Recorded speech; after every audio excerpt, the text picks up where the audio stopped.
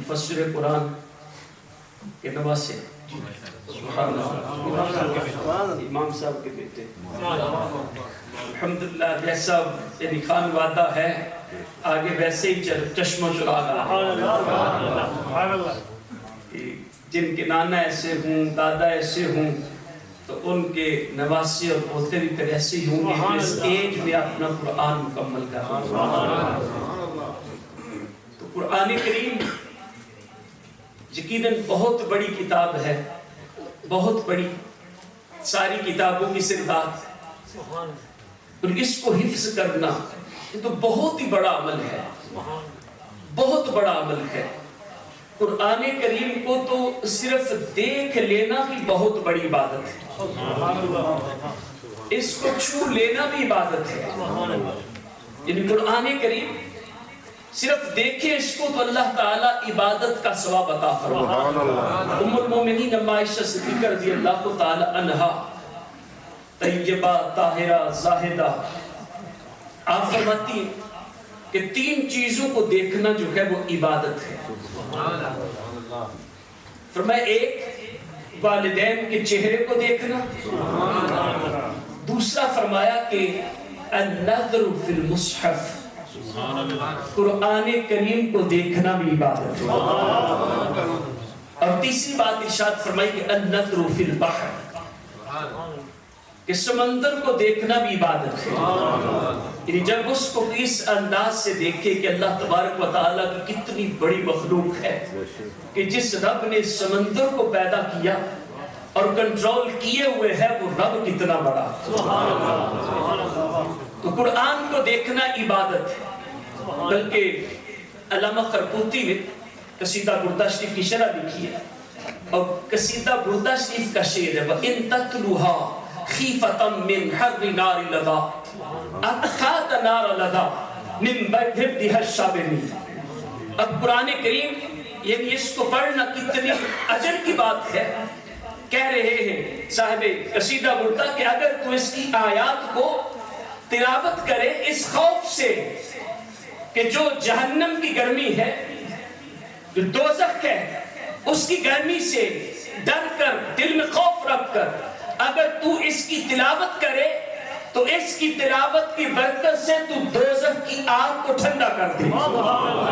یعنی اس کی آیات کا پڑھنا اتنے اجر کی بات ہے اور باعث اجر ہے کہ جو قرآن کی تلاوت کرتا ہے اس قرآن کی تلاوت کی برکت سے اس کے حق میں دوزخ کی آگ ٹھنڈی ہو جاتی ہے. تو اس شعر کی وضاحت کرتے ہوئے اس کی شرح میں علامہ قرطبی نے جو قصیدہ بردہ شریف کی شرح لکھی ہے تو اس میں ان نے کچھ باتیں کچھ روایات ذکر کی ہیں کہ قرآن کریم جو ہے یہ کتنی بڑی کتاب اور اس کو دیکھنا کتنی بڑی عبادت ہے. اور تفسیر عزیزی میں ایک روایت ہے وہ ذکر کر کے پھر میں علامہ قرطبی کی روایت ذکر کرتا ہوں. اس میں لکھا ہے کہ خانہ کعبہ کو دیکھنا النظر الى البیت افضل من عبادت الصائم القائم الدائم المجاهد فی سبیل اللہ. فرمایا کہ خانہ کعبہ کی طرف رب کے گھر کی طرف نظر کرنا اتنی بڑی عبادت, اتنی بڑی عبادت کہ ایک شخص دن کو روزہ رکھے, رات کو قیام کرے, اللہ کی راہ میں جہاد کرتا رہے, تو جتنا اس کو عبادت کا ثواب ملتا ہے جب بندہ مومن مکہ پہنچ کر خانہ کعبہ پر نظر ڈالتا ہے تو اس سے بڑھ کر اللہ تبارک و تعالیٰ اسے اجر عطا فرماتا ہے. اب جو علامہ قرطبی نے حدیث ذکر کی فرمایا نبی اکرم صلی اللہ علیہ وسلم نے ارشاد فرمایا, اور یہ جو پہلا حصہ ہے اس کے مصداق ابھی ہم بن سکتے ہیں کہ الحمدللہ اس وقت اس محفل میں اس اجتماع میں ہماری سعادت مندی ہے. ارشاد فرمایا کہ النظر الی العلماء والقرآن کالنظر الی الکعبہ. فرمایا کہ علماء کے چہرے کو دیکھنا اور قرآن کو دیکھنا ایسے ہی عبادت ہے جیسے خانہ کعبہ کو دیکھنا عبادت ہے. علماء کو اللہ تبارک و تعالیٰ نے کتنا بڑا مرتبہ عطا, اور الحمدللہ ہمارے پاس تو استاد العلماء ہے, مفسر قرآن تشریف فرما یہاں موجود ہیں، تو ان ہستیوں کے چہرے کو دیکھیں تو کتنی بڑی عبادت کا ثواب ملتا ہے. تو اگر ان کی مجلس میں آ کے بیٹھ جائیں، ان سے محبت کریں، ان سے دین سیکھیں، تو پھر اللہ تبارک و تعالیٰ کتنی عطائیں عطا فرمائے. النظر الی العلماء، علماء کو دیکھنا، والقرآن، اور قرآن کو دیکھنا. اسی علامہ خرقوطی نے لکھا قرآن کو چھونا بھی عبادت. وہ لکھتے ہیں کہ صحابہ کوشش کرتے تھے کہ مصحف شریف پکڑ کر اور دیکھ کر اس کی تلاوت کریں، تاکہ چھونے کا ثواب بھی ملے، دیکھنے کا ثواب بھی ملے، پڑھنے کا ثواب بھی ملے.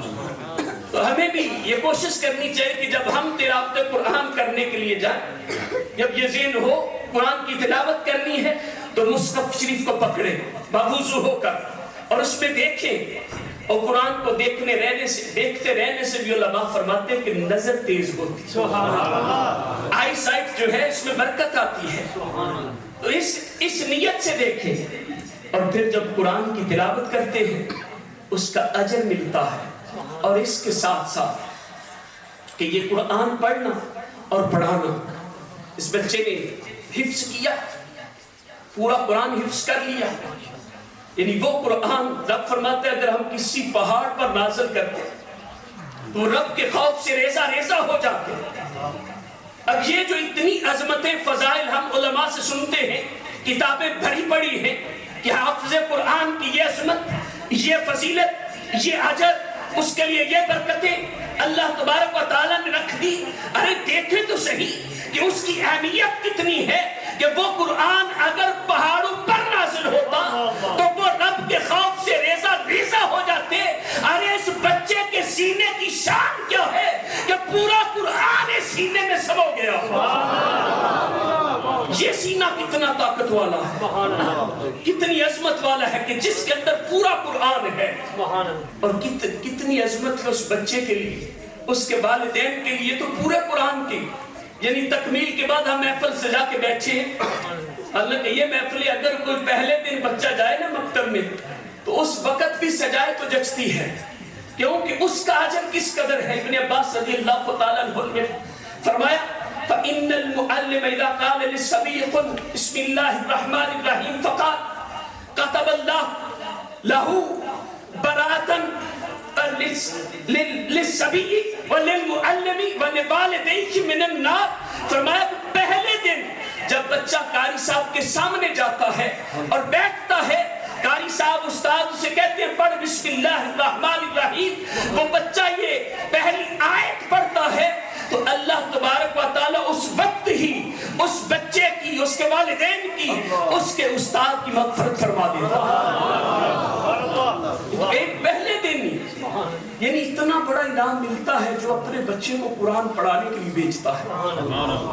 اور اس جگہ کا کتنا مقام ہے کہ جہاں بھی جا کے قرآن پڑھتا ہے، استاد کا کتنا مقام ہے اور اس بچے کا کتنا مقام ہے. والدین کے لیے کیسی برکتیں ہیں. حضور علیہ الصلوۃ والسلام نے ارشاد فرمایا مجتمع قوم فی بیت من بیوت اللہ یتلون کتاب اللہ ویتدارسونہ.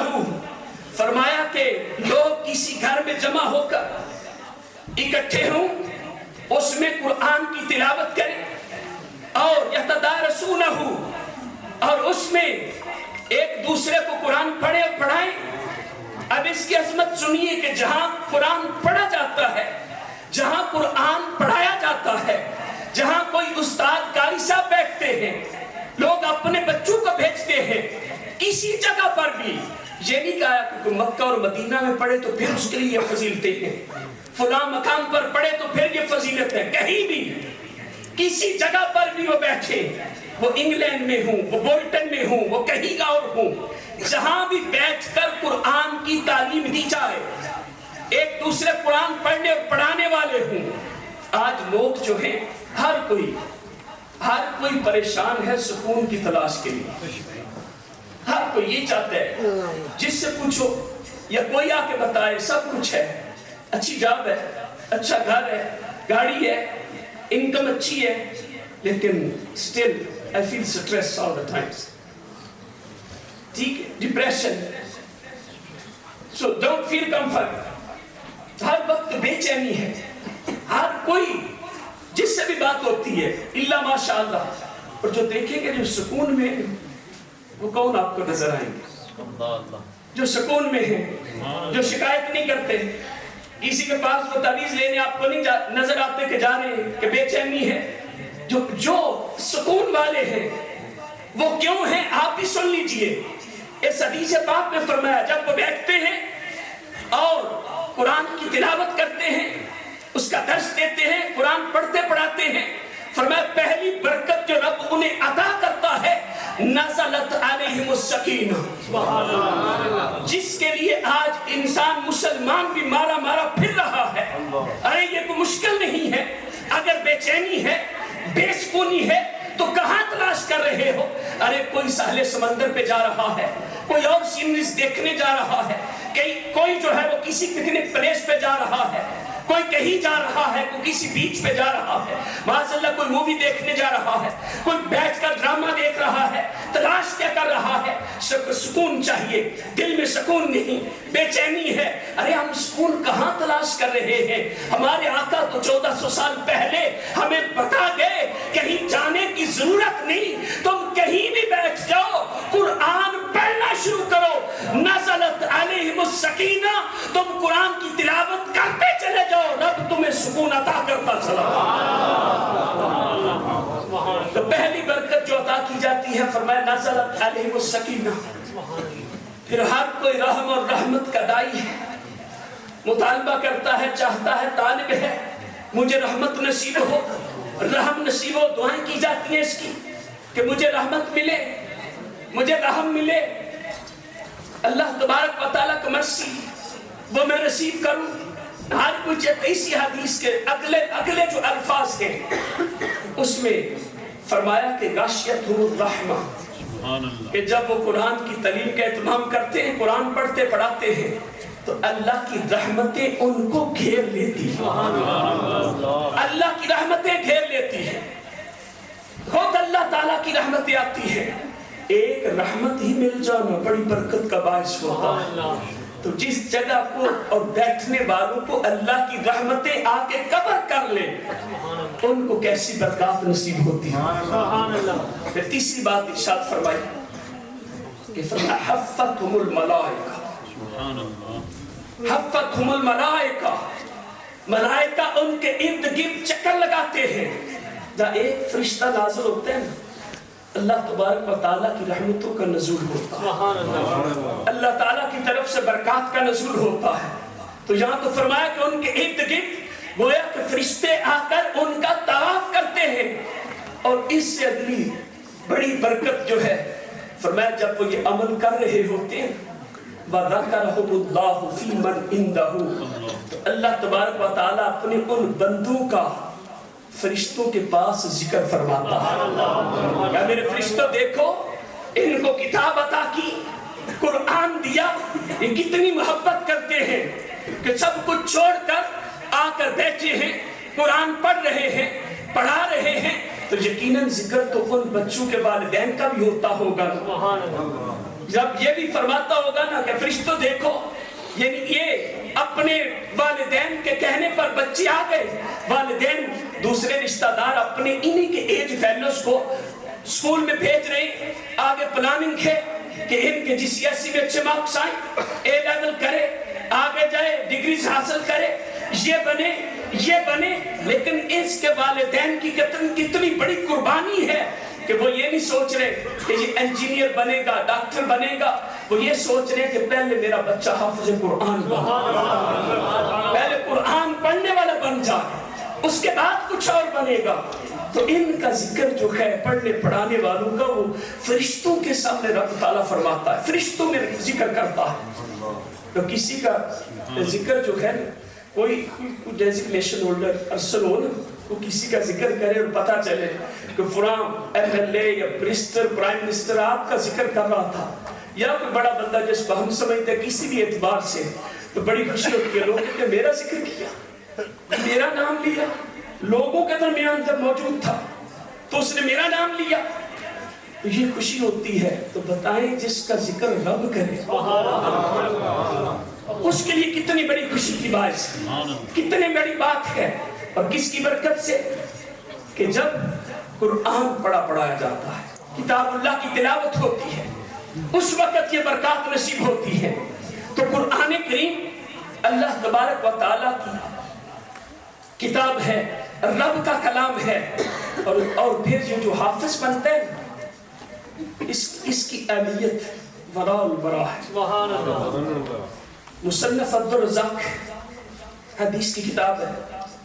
علماء جانتے ہیں کہ اس کا ایک جز جو تھا وہ جز مفقود، لاسٹ پارٹ، وہ گم ہو گیا تھا. پھر کچھ سال پہلے وہ افغانستان کی لائبریری سے ملا اور عبدالحکیم شریف قادری صاحب رحمۃ اللہ تعالی علیہ اور ڈاکٹر عیسیٰ مانی دبئی سے انہوں نے اس پر کام کیا. پھر وہ پبلش بھی ہوا، پرنٹ بھی ہوا، آج بھی وہ مل جاتا ہے. اب اس کی ٹرانسلیشن بھی چھپ چکی، بلکہ انگلش میں بھی ٹرانسلیشن چھپ چکی ہے، جس میں حضور علیہ الصلوۃ والسلام کی نورانیت کے بارے میں احادیث ہے. حضور علیہ الصلوۃ والسلام کی نورانیت کا بیان ہے، یعنی اصل ماخذ وہی تھا جو احادیث نور کے بارے میں تھی. تو وہ جزء مفقود جو ہے اس میں ایک حضور علیہ الصلوۃ والسلام کی نورانیت کے حوالے سے حدیث لکھی ہے. طویل حدیث ہے، لیکن چلتے ہوئے جس مقام پر ذکر آتے ہیں تو پھر اللہ تبارک و تعالی نے حضور علیہ الصلوۃ والسلام کے نور کو وہ صورت دی جو حضور علیہ الصلوۃ والسلام کی دنیا میں صورت تھی، اور اس کو ایک قندیل میں رکھا. اور قندیل بھی عقیق احمر کی جرا ظاہر من باطنہ، جو سیترو تھی، اس کے اندر آقا علیہ الصلوۃ والسلام آپ کا نور جو ہے رب کے حکم سے کھڑا ہوا. فرمایا کھڑے ہونے کی کیفیت ایسی تھی جیسے حضور علیہ الصلوۃ والسلام دنیا میں آ کے نماز میں کھڑے ہوتے اس انداز سے. اور پھر رب نے حکم دیا ارواح کو پیدا کر کے کہ اس عقیق احمد جس میں نور مصطفیٰ ہے اس کا طواف کرو. تو ارواح نے 1,00,000 سال تک طواف کیا. 1,00,000 سال اللہ کی تحلیل اور تکبیر تسبیح بیان کی. 1,00,000 سال کے بعد رب نے فرمایا کہ انظروا، اب جو ہے اب نور مصطفیٰ کی زیارت کرو. اب وہ طواف کرتے کرتے اس حدیث میں ہے اب جہاں جہاں کوئی روح تھی جب اس طرف نظر اٹھائی تو جو حصہ نظر آیا نور مصطفیٰ کا، اسی کے اعتبار سے وہ روحیں دنیا میں آ کر بن گئی. تو ان میں ایک یہ ہے کہ من رآ منہم راسم، کہ جس روح نے چلتے ہوئے حضور مصطفیٰ کے سر انور کی زیارت کی تو وہ اس دنیا سلطانم بین الخلائق، اس دنیا میں آ کر وہ سلطان بن گئے. ومن رآ وجہہ فصار امیرا عادلا، اور جس نے نور مصطفیٰ کے چہرے انور کی زیارت کی وہ اس دنیا میں آ کر عمرا، عدل کرنے والے بڑے بڑے لوگ بن گئے. اور اسی میں فرمایا کہ من رآ عینیہ فصار حافظا لکلام اللہ تعالی. فرمایا وہ ارواح ہے جب طواف کر رہی تھی رب کے حکم سے نظر اٹھائی، دیکھا تو جس روح کی نظر نور مصطفیٰ کی مبارک چشمان پر پڑی، آنکھوں پر پڑی، جب وہ روح اس دنیا میں پیدا ہوئی تو اس دنیا میں آ کر وہ حافظ قرآن بن گئے.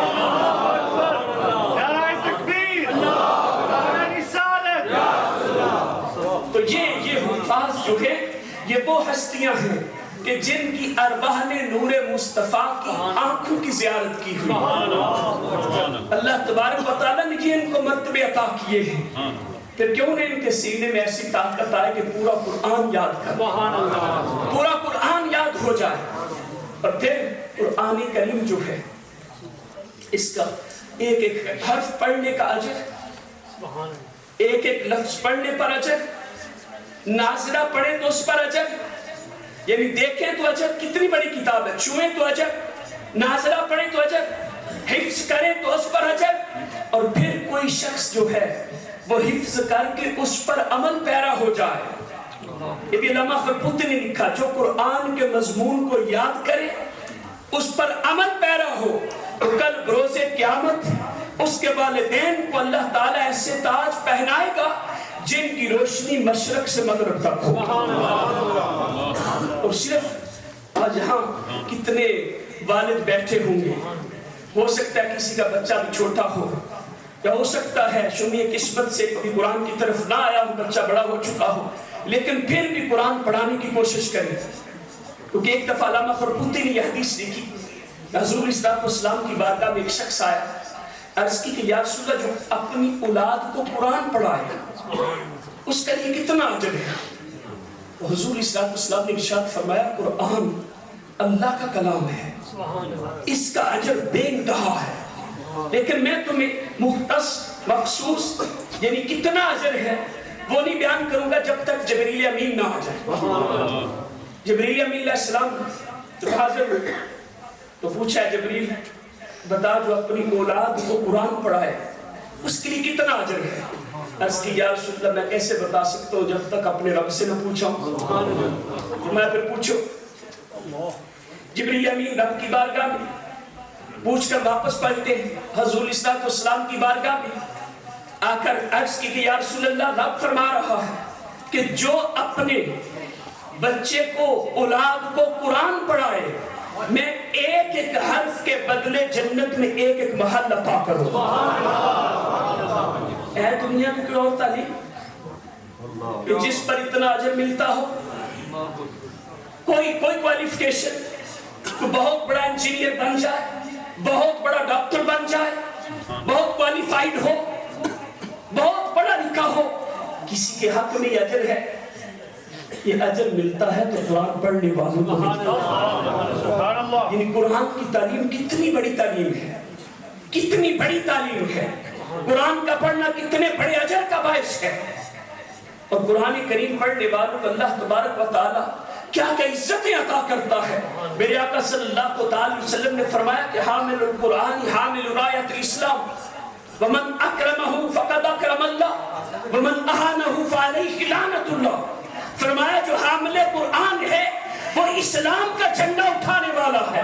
سنو جس نے کسی حامل قرآن کی عزت کی ہے اس نے اپنے رب کی عزت کی ہے، اور جو اس کی توہین کرے اس پر اللہ کی لعنت ہو.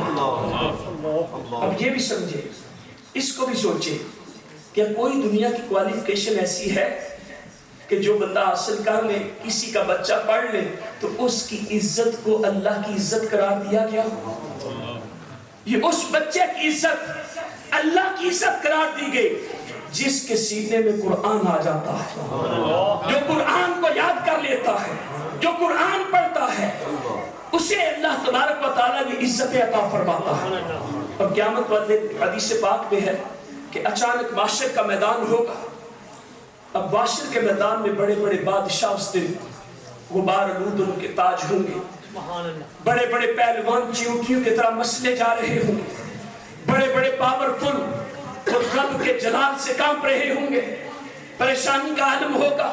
اس وقت اچانک ایک طرف سے کچھ نورانی سواریاں آئیں گی اور ان نورانی سواریوں پر کچھ لوگ سوار ہوں گے جن کے سروں پر ایسے نورانی تاج ہوں گے کہ مشرق سے مغرب تک روشن ہو رہا ہو.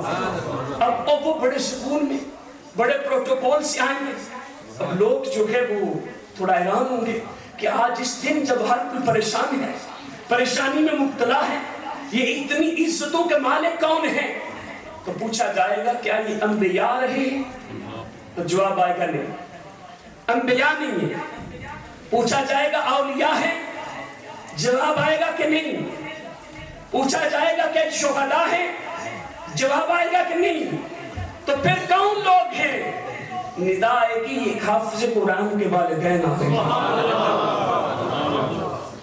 اللہ تبارک و تعالیٰ اپنے بندوں کو کیسے مرتبہ عطا کرے، کیسے مرتبہ. اب یہ جب ہم فضائل برکات سنتے ہیں ہر مسلمان کا ذہن بنتا ہے میرا بچہ حافظ بن جائے. لیکن یہ یاد رکھیے کہ والدین کو بھی عظمتیں اسی وقت ملیں گی جب بچہ قرآن پڑھے، اس پر عمل پیرا ہو، اور قرآن بھی پڑھے جو حقیقی قرآن کے وارث ہے. یعنی قرآن پڑھ کر گمراہ نہ ہو جائے، ہدایت پر رہے، تو پھر یہ فضائل اور برکتی اس کے لیے بھی، اس کے والدین کے لیے بھی. بعض کا تمہارے ذہن میں تو بچے کو قرآن ہی پڑھانے نہیں، کہیں سے پڑھا لے. ایسا نہیں ہے کہیں سے بھی نہ پڑھا لے، ایسا نہیں ہے. اسی قرآن کو پڑھنے والے گمراہ ہوتے ہیں، اور جو خود گمراہ ہوتے ہیں پھر پڑھا کر دوسروں کو بھی گمراہ کرتے ہیں۔ تو بچوں کو پڑھانے علماء حقہ سے، قرآن سیکھنا ہے علماء حقہ سے۔ ایسا نہیں ہے ایک جملہ بڑا زبان سے بھی عام ہوتا ہے، جی یہ کہا گیا علم لے لو جہاں سے بھی ملے۔ کہاں یہ کہا گیا جہاں سے ملے؟ کیا ریفرنس ہے اس کا کہ جہاں سے بھی علم ملے لے؟ بلکہ یہ روایتوں میں تو یہ ہے کہ جس علم لے رہے ہو دیکھو تو صحیح کہ کس سے لے رہے ہو، اس کی طرف دیکھو کہ کس سے لے رہے ہو۔ تو بچوں کو پڑھانے تو ان کے اساتذہ صحیح العقیدہ ہونے چاہیے، ورنہ اسی قرآن کو لے کر لوگ اعتراض کرتے ہیں، اسی قرآن کی آیات پڑھ کر معاذ اللہ سرکار کے علم پر اعتراض کرتے ہیں، اسی قرآن کی آیات پڑھ کر سرکار کے اختیارات پر کلام کرتے ہیں، اسی قرآن کو پڑھ کر حضور صلی اللہ علیہ وسلم کی ناموس کے خلاف بات کرتے ہیں، اسی قرآن کو پڑھ کر اللہ تبارک و تعالیٰ کی عظمت کے خلاف بات کرتے ہیں۔ تو وہ کون ہے؟ وہ بھی تو قرآن پڑھنے والے ہیں۔ اب لوگ تو اس طرح بھی اعتراض کرتے ہیں، اب قرآن رب فرماتا ہے وَنَزَّلْنَا عَلَيْكَ الْكِتَابَ تِبْيَانًا لِكُلِّ شَيْءٍ، کہ ہم نے کتاب نازل کی ہے آپ پر جس میں ہر شے کا بیان ہے، ہر شے کا بیان ہے۔ تو یہ بھی اعتراض ہوتا ہے، کرنے والے کرتے ہیں۔